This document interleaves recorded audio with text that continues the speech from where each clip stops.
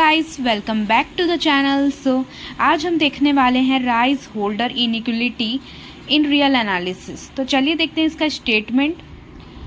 Late P and Q be conjugate numbers and F belongs to LP over AB and G belongs to LQ over AB। Then we have to prove that first F into G belongs to L over AB and second is norm FG less than equal to norm FP into norm GQ and इसे हम integration के form में भी कह सकते हैं। Then with equality only when alpha mod F की power में P equal to beta mod G की पावर में Q almost everywhere. Alpha beta are non zero constant. तो ये आपका स्टेटमेंट है, इसे हमें याद कर लेना है। उसके बाद इस थ्योरम को हम प्रूव करेंगे। तो इस थ्योरम को प्रूव करने के लिए सबसे पहले आपको एक लेमा प्रूव करना होगा, जिसका यूज़ करके हम इस थ्योरम को प्रूव करेंगे। तो चलिए देखते हैं इसका लेमा क्या है। Let A and B be two positive real numbers and lambda greater than 0 and less than 1।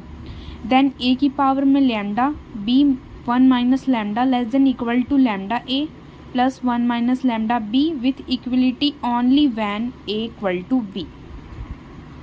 चलिए लेमा को प्रूव करने के लिए सबसे पहले हम ले लेते हैं A equal to 0 and B equal to 0। Then क्या है, रिजल्ट आपका ट्रिवियल होगा। अब हम क्या करेंगे, A और B कैसे थे, पॉजिटिव रियल नंबर थे, तो हम इसे पॉजिटिव ले लेते हैं। Okay, then consider a function. हम क्या करेंगे, A और B हमने पॉजिटिव लिया तो हम एक फंक्शन कंसीडर कर लेते हैं। वो फंक्शन क्या है, x की पावर में lambda minus lambda x। x की वैल्यू क्या है, 0 से लेकर के इन्फिनिटी के बीच में। तो हमारे पास जो फंक्शन है 5x, इसका आपको क्या करना है, एक बार डिफ्रेंशिएशन कर देना है। डिफ्रेंशिएशन तो बहुत ही ईजी है। d5/dx हमारे पास क्या मिल जाएगा, dx की पावर में लैम्डा माइनस 1 माइनस लैम्डा। अब हम क्या करेंगे, इसका हम एक बार और डिफ्रेंशिएशन कर देंगे तो हमें मिल जाएगा lambda into lambda minus 1 x की पावर में लैम्डा माइनस 2। अब क्या है कि हमारे पास मैक्सिमम वैल्यू और मिनिमम वैल्यू निकालने के लिए क्या ट्रिक होता है कि d5 अपॉन में dx होता है, उसको हम इक्वल टू 0 पुट करते हैं। इक्वल टू 0 रखेंगे तो हमको इससे x की वैल्यू मिलेगी। हमें क्या मिली, x की वैल्यू 1। अब इस x की वैल्यू को उठा करके आपको d25 अपॉन में dx स्क्वायर की वैल्यू में पुट करना है। तो हमारे पास क्या मिलेगा, ये d25 अपॉन में dx स्क्वायर लेस देन 0 मिलेगा। 0 मिलेगा, इट मीन्स ये जो d5 अपॉन में dx है ये क्या हो जाएगा, मैक्सिमम हो जाएगा। By calculus d5x is maximum at x equal to 1। So 5x less than equal to 5 1। अब 5x हमारे पास क्या दिया गया था, x की पावर में लैम्डा माइनस लैम्डा x और 5 1 x की जगह पे आपको क्या रख देना है, 1। दोनों को आप यहाँ पर लिख करके इक्वेशन नंबर 1 इसको नंबरिंग दे दीजिए। अब जो x की पावर में लैम्डा माइनस लैम्डा x है लेस देन 1 की पावर में लैम्डा माइनस लैम्डा। अब इसमें हमको x की वैल्यू क्या पुट करनी है, a अपॉन में b। Now putting x equal to a upon में b वी गेट x की वैल्यू, आप इसमें वैल्यू को पुट कर दीजिए। देन हमें क्या मिलेगा, a अपॉन में b की पावर में lambda minus lambda a upon में b less than equal to 1 की पावर में लैम्डा माइनस लैम्डा a की पावर में lambda into b lambda minus 1 minus lambda a upon में b less than equal to 1 minus lambda a की power में lambda b की power में 1 minus lambda a। इसका हम एलसीएम ले लेंगे तो हमें क्या मिलेगा, a की पावर में लैम्डा b की पावर में 1 minus lambda less than equal to lambda a plus b 1 minus lambda, equation number 2। ठीक, तो इस इक्वेशन नंबर 2 से ही हमें सारा थ्योरम प्रूव करना है। तो इसे हम थ्योरम को प्रूव करने के लिए क्या करेंगे कि p equal to 1 and q equal to infinity लेंगे। देन थ्योरम जो है बिल्कुल ही ऑब्वियस हो जाएगा।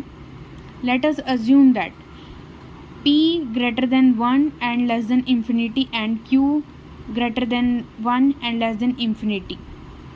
Now let lambda equal to 1 upon में p and 1 minus lambda equal to 1 upon में क्यू। इस वैल्यू को लैम्डा और 1 माइनस लैम्डा की वैल्यू को हम इक्वेशन नंबर 2 में पुट कर देंगे तो हमें क्या मिलेगा, a की पावर में 1 अपॉन में p, b की पावर 1 अपॉन में q less than equal to 1 upon में p a प्लस 1 अपॉन में q b। Equation number 3, if one of the function f of x and g of x is 0 almost everywhere, then the theorem is trivial. Thus we assume that p greater than 1 and less than infinity, then if f not equal to 0 and g not equal to 0 almost everywhere, hence the integral क्या है कि modulus f का जो integration है ये और integration modulus g की power में q dx ये दोनों होंगे स्ट्रिक्टली पॉजिटिव, तो इसका जो नॉर्म होगा वो भी पॉजिटिव होगा। तो हम लेट कर लेते हैं capital f of x equal to small f of x upon में norm f p, same g x equal to small g x upon में नॉर्म g q। अब क्या है कि a अपॉन a की पावर में 1 अपॉन में p जो था इसके इक्वल हम मॉड्यूलस f ऑफ x ले लेते हैं एंड b 1 अपॉन में q equal to modulus g x ले लेते हैं। देन ये जो वैल्यू हमें मिल गई है इसे हम इक्वेशन नंबर 3 में पुट करेंगे तो हमें क्या मिलेगा कि modulus f of x into g of x equal to less than equal to modulus f of x की मॉड्यूलस p अपॉन में p plus modulus g of x की पावर में q अपॉन में q। अब इस inequality का हम integration करेंगे तो हमें क्या मिलेगा, लिमिट हम ले लेते हैं a से b, ठीक, इसकी हम लिमिट ले लेते हैं। अब इसका हम इंटीग्रेशन कर देंगे तो modulus f of x into g of x t x less than equal to 1 upon में p हम इंटीग्रेशन के बाहर ले लेंगे लिमिट, सेम a से b modulus f of x की पावर में p dx प्लस 1 अपॉन में q इंटीग्रेशन a से b modulus g of x की पावर में q dx। जब हम इसे सॉल्व करेंगे क्योंकि हमने मॉड्यूलस f ऑफ x का मान क्या लिया था, small f of x upon में modulus f of norm f of p, तो इसकी वैल्यू हम रख देंगे मॉड्यूलस f ऑफ x की पावर में p अपॉन में मॉड f की पावर में p, सेम g के लिए भी। तो यहाँ पर जो मॉड्यूलस f है ये मॉड्यूलस f की पावर में p और मॉड्यूलस f की पावर में p ये दोनों कैंसिल आउट हो जाएंगे, सेम g के लिए भी ये दोनों कैंसिल आउट हो जाएंगे। हमारे पास क्या बचेगा, 1 अपॉन में p प्लस 1 अपॉन में q, क्योंकि ये दोनों तो कैंसिल आउट हो गए। अब चूँकि p और q क्या है, कॉन्जुगेट नंबर्स है, तो 1 अपॉन में p प्लस 1 अपॉन में q इक्वल टू होता है 1। तो हमारे पास ओवरऑल क्या मिल गया, इंटीग्रेशन a की पावर में integration a to b modulus f of x g of x mod dx less than equal to 1। now हम कैपिटल f ऑफ x और g ऑफ x की वैल्यू पुट करेंगे तो हमें मिलेगा इंटीग्रेशन a से b small f of x upon norm f p into g x upon norm g q d x less than equal to 1। तो इसका जब हम क्रॉस मल्टीप्लाई कर देंगे तो norm f g less than equal to norm f p into norm g q. अब हमारे पास f belongs to l p over a b and g belongs to l q over a b given है।